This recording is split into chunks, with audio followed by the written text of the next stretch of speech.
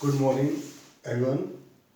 आज हम लोग स्टार्ट करने जा रहे हैं क्लास 12 की ऑर्गेनिक केमिस्ट्री। ऑर्गेनिक की फर्स्ट यूनिट है हेलो एल्केन या एल्काइल हैलाइड। तो हेलो एल्केन का इंट्रोडक्शन, इसमें नॉमेनक्लेचर, समायोक्ता और हेलो एल्केन या एल्काइल हैलाइड बनाने की विधियाँ, और इसके बाद फिर हम लोग सेपरेट पोर्शन पढ़ेंगे एरोमेटिक हैलाइड्स का। तो देखते हैं हम लोग एल्का हैलाइड मीन्स क्या है। आर एक्स से रिप्रेजेंट करते हैं एल्किल हैलाइड। एल्का हैलाइड यहाँ पे आर मीन्स है carbon chain, 1 carbon 2 carbon 3 carbon मतलब मेथिल एथिल प्रोपिल, और एक्स मीन्स यहाँ पर बेटा आपके पास है फ्लोरो क्लोरो ब्रोमो और आयोडो। आईयूपीएसी के बेस पर इनको प्रीफिक्स नाम दिया गया है। प्रीफिक्स नाम दिया गया है, इनको हम लोग प्रीफिक्स बोलते हैं। प्रीफिक्स मतलब है इनको कार्बन चेन से पहले नेमिंग किया जाता हो, वर्ड रूट से पहले नेमिंग किया जाता हो, उनको हम प्रीफिक्स बोलते हैं। ठीक है ना। तो देखते हैं आप लोग, मैं यहाँ पे आपको एल्का हैलाइड की आईयूपीएसी बता रहा हूँ।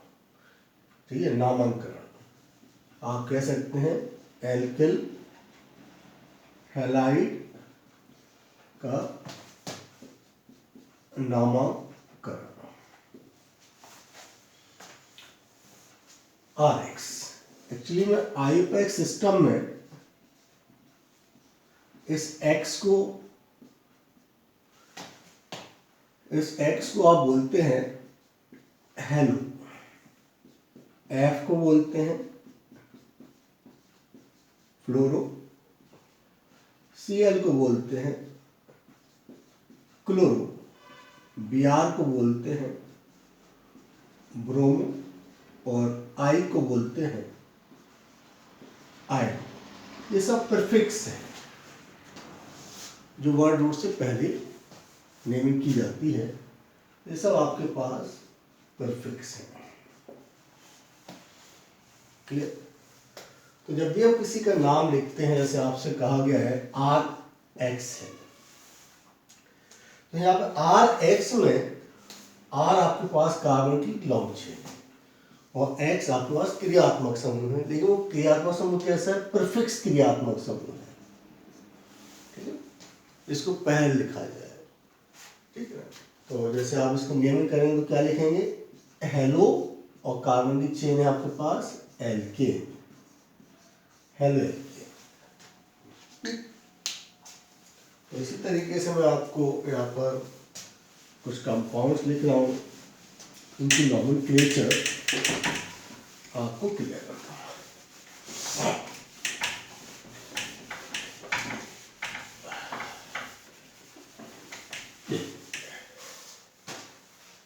सबसे पहला कंपाउंड अगर हम लोग लेते हैं तो CH3Cl है।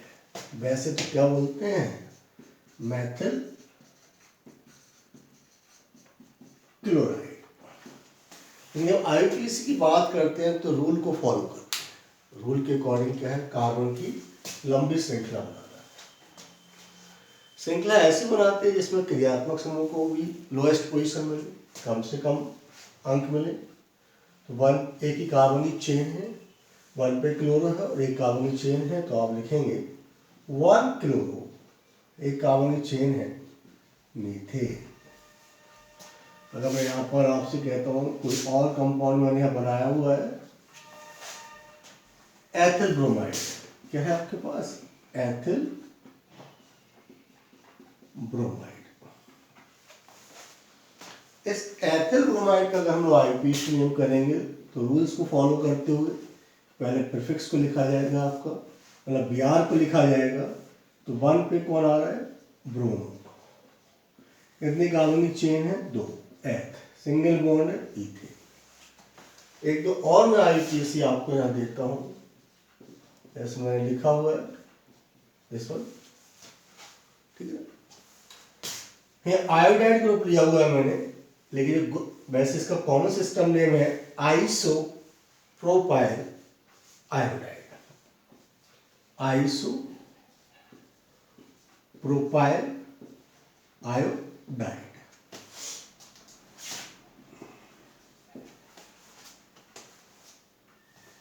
ठीक है ना, आइसोप्रोपाइल आयोडाइड इसका क्या हो जाएगा, आईपीसी में कॉमन नेम। ये आईपीसी के अकॉर्डिंग क्या है, इसमें आप कार्बन की लॉन्ग चेन बनाएंगे, 3 कार्बन की लॉन्ग चेन। तो पहले आप क्रियात्मक समूह की नेमिंग करेंगे। 2 पे क्यों कौन है, आयोडो। 2 पे कौन आ रहा है, आयोडो। और 3 कार्बन की चेन है प्रोपेन, इसका आईपीसी नेम हो गया 2 आयोडो प्रोपेन।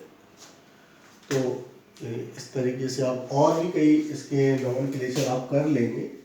जैसे एक और मैं आपको अच्छा सा नॉमेनक्लेचर दे रहा हूँ। यहाँ पे 2 क्रियात्मक समूह, 2 डिफरेंट हैलोजन समूह को मैंने यहाँ पे जोड़ा हुआ है। एक Cl है और दूसरा Br है। दोनों ही फर्स्ट पोजीशन पर है। इधर से इसको Cl को फर्स्ट मिल रहा है, वहाँ से Br को फर्स्ट मिल रहा है। तो आप नंबरिंग कहाँ से करेंगे, तो इसके लिए भी रूल है कि आप यहाँ पर अल्फ़ाबेट अंग्रेजी की वर्णमाला के क्रम के अनुसार जिसको लोएस्ट पोजीशन मिलता है वहाँ से स्टार्ट करेंगे। अल्फ़ाबेट से मतलब है ABCD क्रम। यहाँ पे Br में, ब्रोमो में B आ रहा है, क्लोरो में C आ रहा है, तो ABC के अकॉर्डिंग Br को लोएस्ट पोजीशन मिलेगी और Cl को हाईएस्ट। और जब अरेंज करेंगे तो उसे भी अल्फ़ाबेट के अकॉर्डिंग करेंगे। 1 ब्रोमो, 3 क्लोरो, 3 कार्बन की चेन प्रोपेन।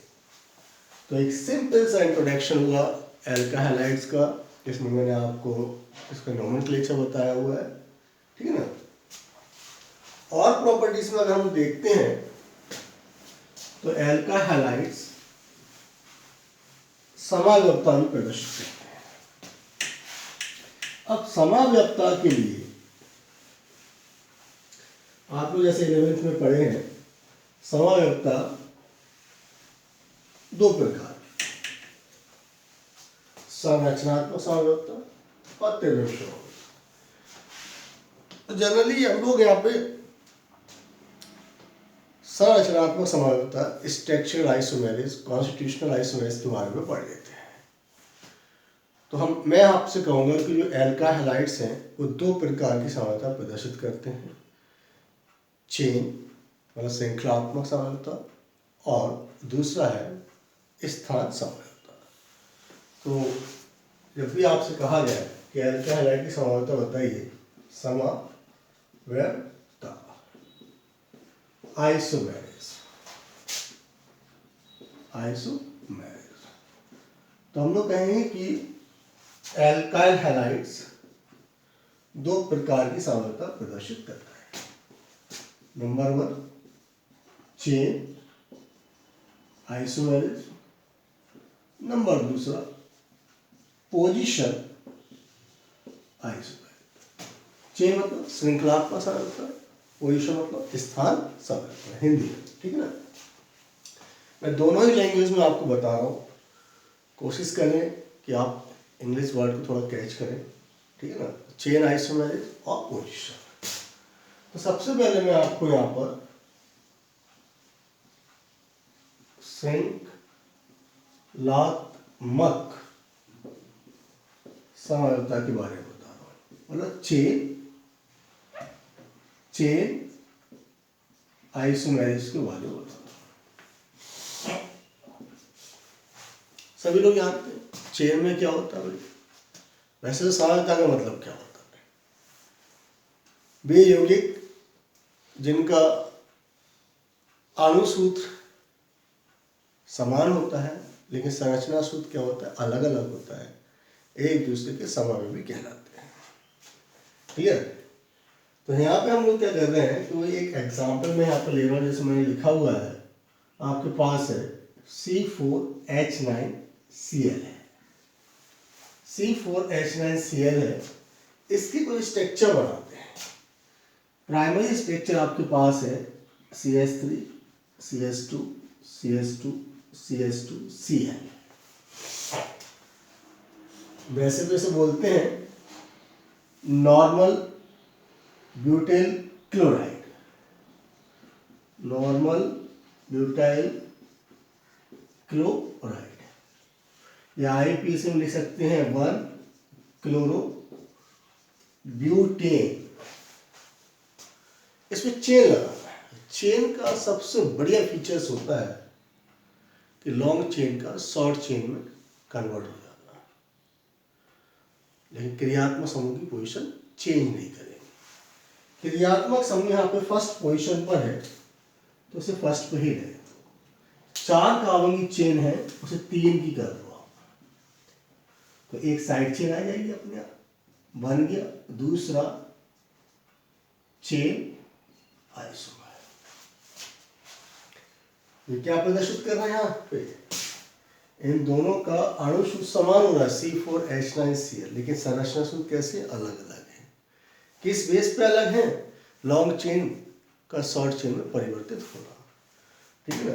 तो लॉन्ग चेन 4 की थी, 3 की हुई, एक साइड चेन आ गया, ठीक है। IPC लिख लीजिए या कॉमन नेम लिख लीजिए, ठीक है, आइसोब्यूटाइल क्लोराइड, इसे बोलते हैं आइसोब्यूटाइल क्लोराइड। तो ये इसकी क्या होगी, समावयवता। पहली समावयवता हो गई श्रृंखलात्मक समावयवता। अब मैं आपको यहाँ पे इसका दूसरा पार्ट पोजीशन समावयवता के बारे में बता रहा हूँ।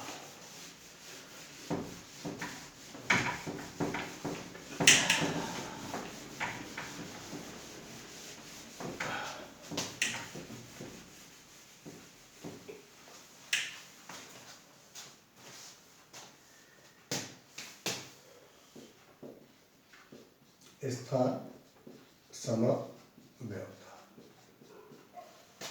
इंग्लिश में बोलते हैं पोजीशन आइसोमर। क्या मतलब समझते हैं। अब इसमें ये क्या होगा, अणु सूत्र समान है लेकिन संरचना सूत्र कैसा है, अलग है। किसके बेस पर, क्रियात्मक समूह के स्थान परिवर्तन के बेस पर। जैसे एक सिंपल सा एग्जाम्पल मैं यहाँ पे C4H9Cl का ले रहा हूँ। इसमें 2 स्ट्रक्चर बने ड्रॉ किए,